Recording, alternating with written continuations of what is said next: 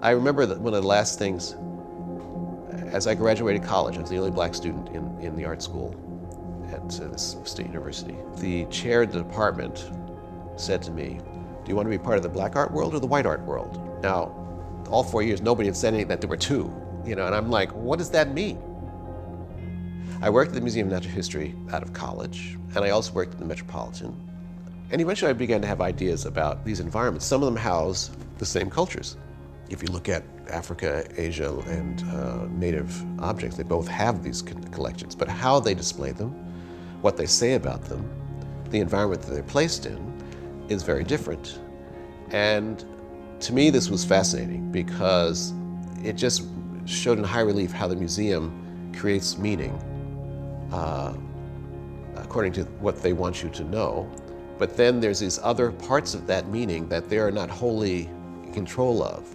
What is being received and who's receiving it, and what does it do to the artists who made these particular objects?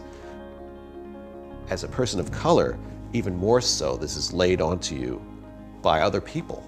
And essentially at that time, it was just, white Americans creating the meaning.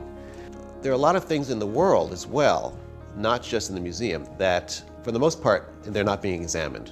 Very banal things like a coffee cup or any kind of advertising or object, they're not being examined because we're going about our daily lives and doing our thing, and we don't have the time to examine every little thing.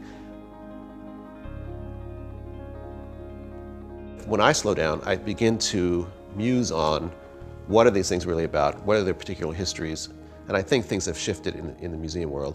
I don't think the museum people were trying not to include us in the conversation.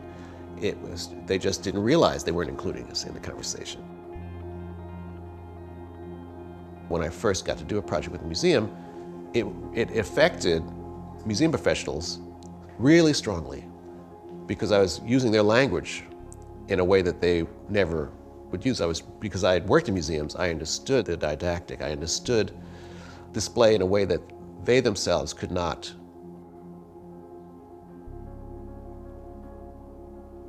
Like newspapers, if you're aware that there are various perspectives, even within the fact that they are giving you their full scholarship and their full knowledge, then you don't have to pick apart the institution. You're just aware that they're going to have a different point of view, and you can understand your perspective in relation to that.